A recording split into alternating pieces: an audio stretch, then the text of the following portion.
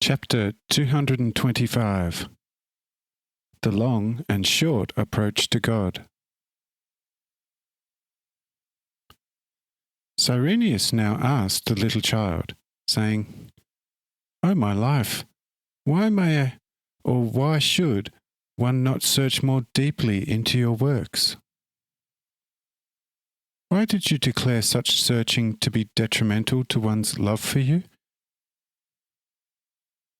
I would say it is just the opposite. Once one gets to know your works in ever greater depth and clarity, one must obviously increase in love toward you and not become weaker therein. For it is already the case, even among us humans, that a man also becomes all the more dear to us the more perfections we discover in him. How much more, then, will that be the case with you, the Lord and Creator of all things great, perfect, and glorious, if we learn to know you ever more and more? Therefore, I would really like to entreat you myself, O my life, that you would give me a bit more enlightenment concerning this unusual star. For my heart tells me that I will be able to love you quite completely only then when I am able to recognize you more and more completely in your almighty, truly wise and wondrous works. No one can really love you as the only Lord and God if he does not know you before that. Thus our knowing in our souls who you are is in fact the chief reason of our love for you. Just as I also first had to become acquainted with my wife before I could take her into my heart, if I had not come to know her, she surely would not have become my wife." Here the little child smiled and replied, "Oh, my dear Cyrenius, if you were to give me such wise instruction more often, I would surely become a thoroughly shrewd human being also. See, you have really told me lots of new things here. But consider this.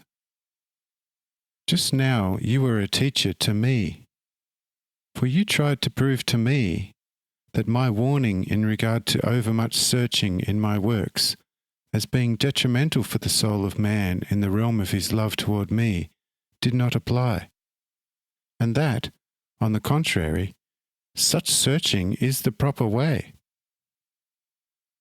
How then should I, as your pupil, instruct you in matters still unknown to you? If there are better grounds for love known to you than your God and Creator gives you, how then can you entreat Him for more profound enlightenment? Or do you really suppose that God will allow himself to be swayed, to do something by reasonings arrived at and presented by men, as if he were a judge according to worldly law? O Cyrenius, therein you are still in very great error. See, I alone know my eternal order, which is the mother of all things. Out of this order, you too have gone forth. The love of your spirit toward me is your very own life. Now, if you want to turn this love away from me all the more, when in fact you have me right before your eyes in the flesh, say, will such a foolish increase in your love really be justified? Yes, he who still does not know me, nor has me in his heart, he may indeed attain me in the manner you advocate. But if someone already has me on his lap, to what end should your gradual degrees of approach serve him?" At this, Cyrenius was greatly taken aback. took the matter deeply to heart, and no one asked about the comet any more.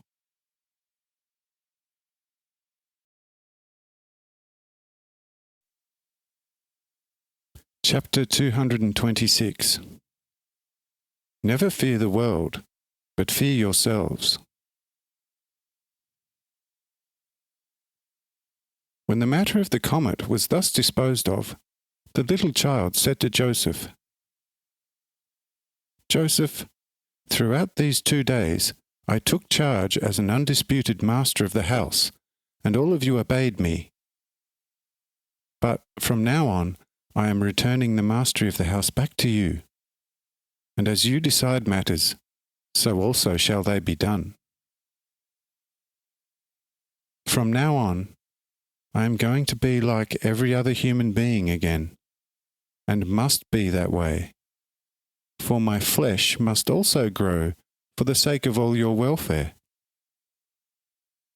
For that reason, do not now, nor in the future, expect any more openly manifest wonders from me in this country. But for all that, do not allow yourselves to be deceived in your faith and reliance in my power and might. For what I was from eternity, that I am, always, and will be for eternity. Hence, never fear the world which is nothing before me, but fear yourselves, lest you turn your hearts away from me, for that would be the death of your soul. With that you, Joseph, may again take over the management of the house, and lead it justly and properly in the name of my Father. Amen. And you, Cyrenius, depart tomorrow on a safe journey for Tyre, where important matters already await you. My love and my grace are with you, so you need not worry. Arrange all other matters with Joseph, for he is now the head of the house." Thereupon the little child called James over to himself and said to him, "James, between us, the first relationship will remain, with which you are familiar. Now all this must be adhered to in this land. Amen." At this, Joseph became quite sad, and earnestly pleaded with the little child to continue as at present in his divine nature. But the little child now talked quite childishly, and no trace of anything divine remained in his speech. He soon became sleepy, and James had to bring him to bed. Long into the night the company sat together and discussed the possible reason for such change in the little child. No one said anything conclusive, and each asked of the other, but none was able to give a definite answer. And Joseph finally said, "We know what is good for us and what we should do, and that ought to satisfy us. It is already late at night, so I think it is best that we retire." In this all agreed with Joseph, and promptly went into the house to a good night's rest.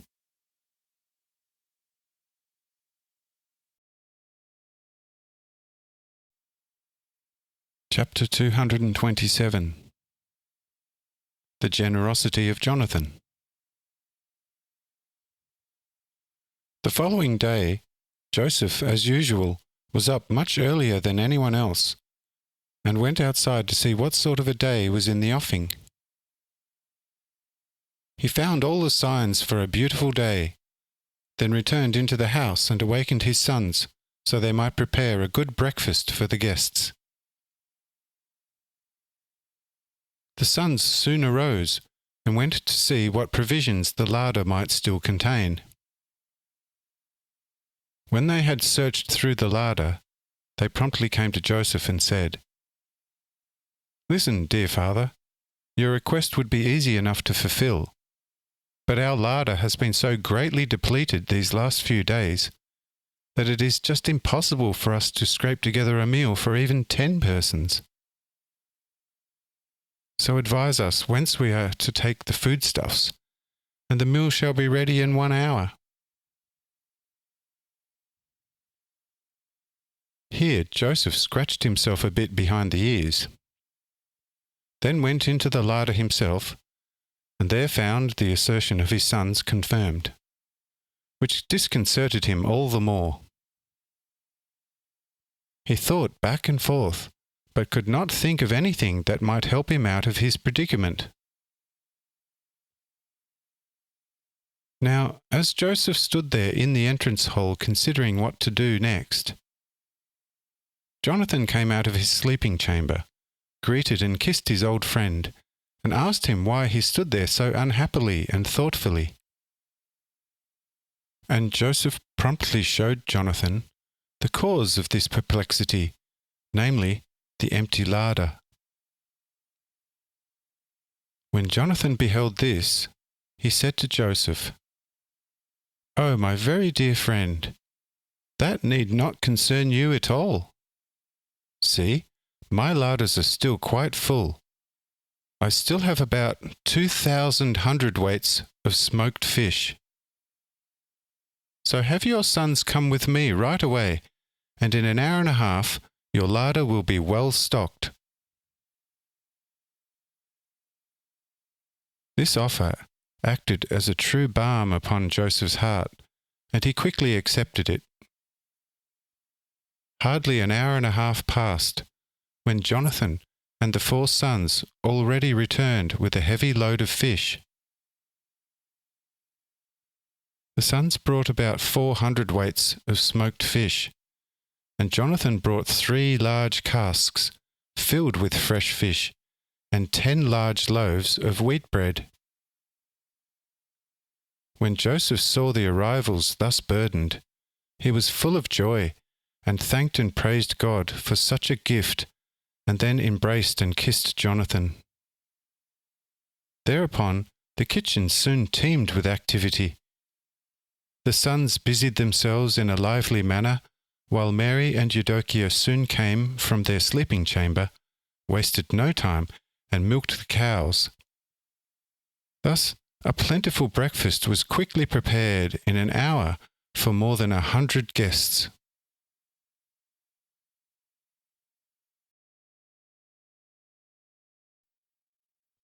Chapter 228.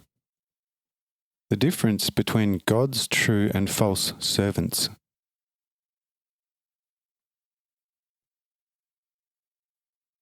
When the morning meal was thus prepared, and all the guests had arisen, Joseph promptly went to Cyrenius and asked him if he were ready to partake of the morning meal.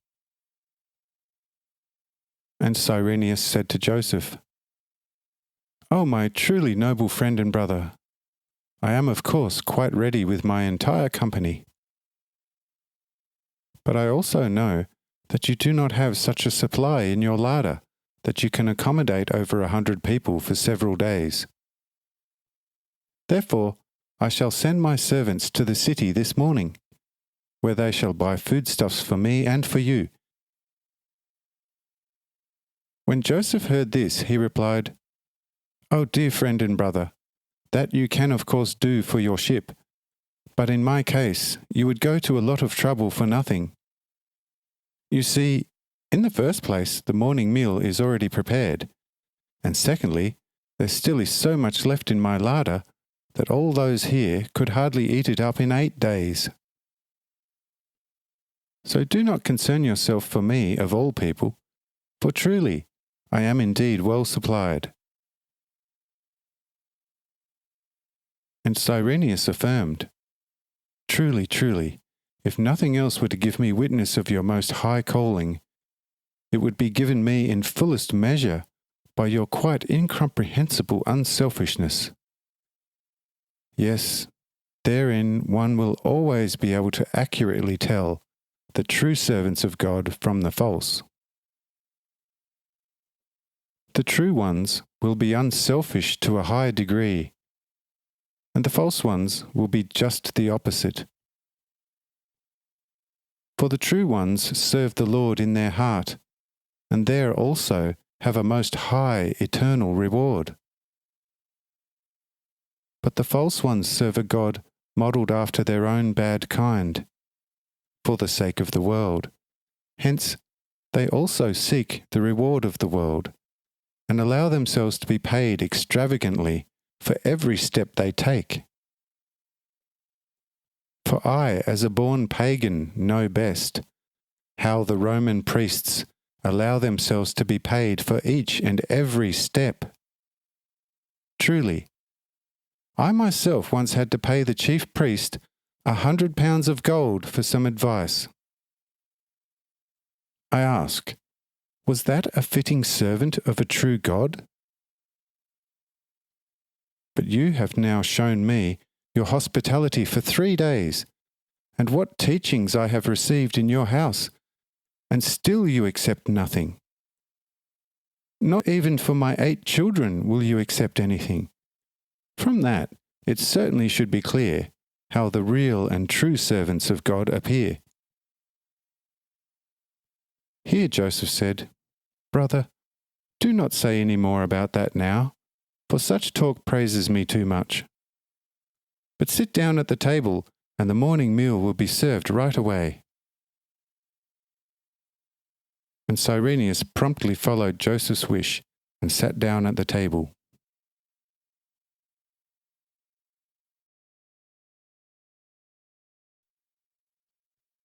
Chapter 229. A memorable morning meal for Cyrenius. When everyone was at the table, quite tastily prepared fish were quickly served. And Cyrenius was greatly surprised that it had been possible for Joseph to obtain such a quantity of quite fresh fish so early in the morning. Hereupon Joseph pointed to the huge Jonathan and remarked somewhat jokingly, See, when one has such a great fishing expert for a friend, one need not reach too far, and the fish are there. At this, Cyrenius smiled and agreed, Yes, you are indeed right. Truly, under such circumstances, one can always have fresh fish, and that especially if one also has someone in his house. Hereupon Joseph lifted up his hands and fervently stated, Yes, brother Cyrenius, especially someone of whom we all will eternally never be worthy. May he bless this good morning meal for all of us, that it truly may strengthen us in our limbs and in our love to him, the Most Holy. This exclamation of Joseph brought all the guests to tears, and all praised the great God in the still sleeping little child.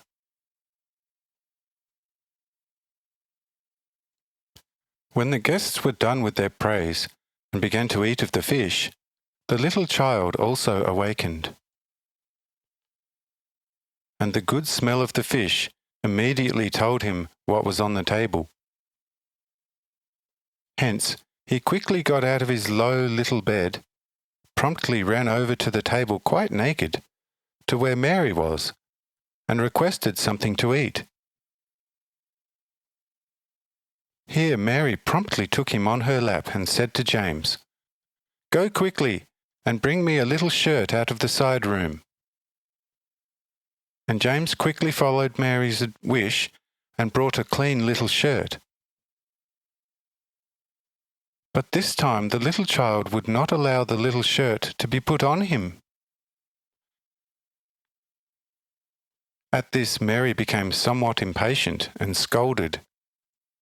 See, my little child, it just is not proper to be naked at the table. Therefore I shall be quite severe if you do not allow yourself to be dressed. Cyrenius, wholly moved to tears at the sight of the tender little boy, said to Mary, "Oh dear, most charming mother, give me the little boy, so I may once more, thus quite naked, fondle and caress him. Who knows whether this infinitely great good fortune will come my way again in this world?" Here the little child smiled at Cyrenius and immediately wanted to go to him. And Mary promptly gave him over to Cyrenius, and he wept from joy and bliss as the healthy little boy frolicked on his lap in a lively way.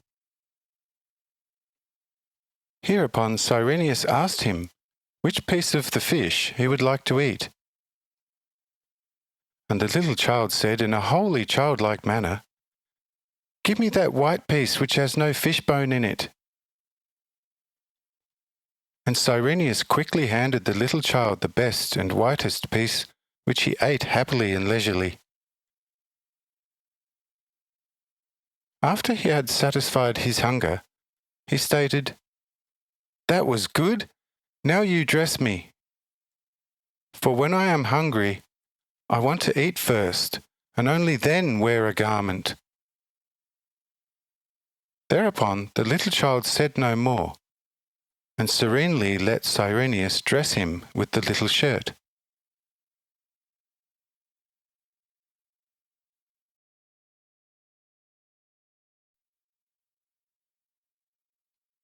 Chapter 230. Mary's strictness, a symbol of her motherly love.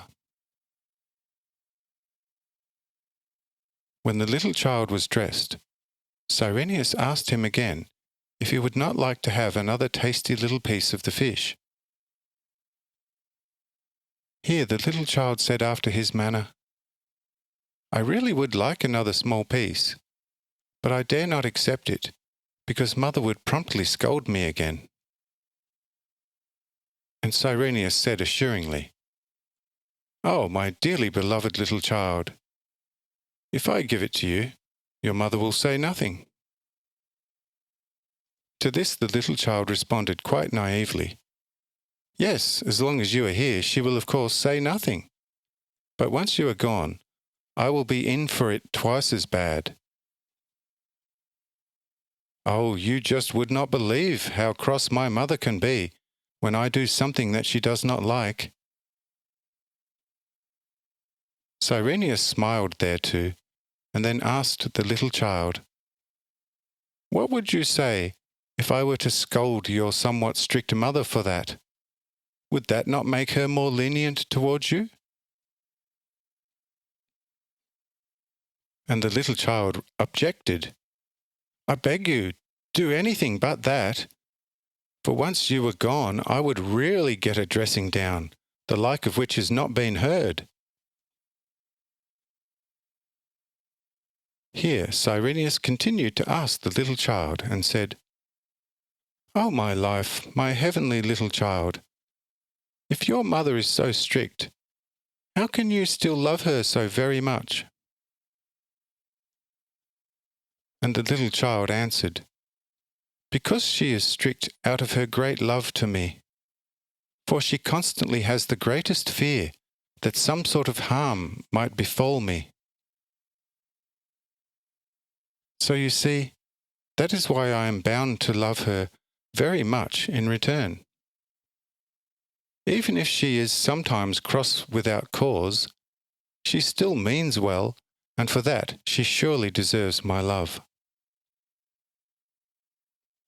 See, for just that reason she would also be cross now if I were to eat another little piece of fish, because she thinks it could do me harm.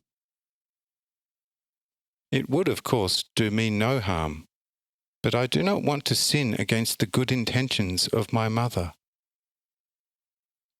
Oh, I can deny myself also, and can keep my mother's orders when it has to be that way. But when her order does not have to be strictly adhered to, I can also do as I please. And then I do not let it bother me, even though mother scolds a bit.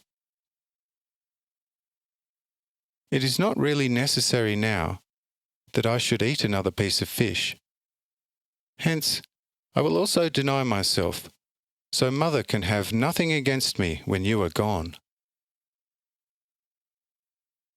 Here Cyrenius again spoke to the little child and inquired in a very loving manner, "Yes, my life, but if you already have such respect of your earthly mother, why did you not allow yourself to be dressed by her a little while ago? Will she not scold you for that once I am gone?" And the little child affirmed, "No doubt, but I shall not let it bother me much. For I already told you before that I sometimes do as I please, and do not ask whether my mother agrees with it or not. But for all that, my mother can still scold me, for she has a good intention and a good will thereby." At this Mary smiled and said jokingly, "Now you just wait until we are alone, and I shall really scold you again because you have now complained against me so to Cyrenius." Hereupon the little child smiled and replied, "Oh, you do not mean that. I can easily tell when you are really cross, for then you are quite red in the face, but now you are nice and white like I am, and then you are never upset." All laughed at this remark, and the little child also smiled, and Mary in her ardour took the little child and caressed him fervently.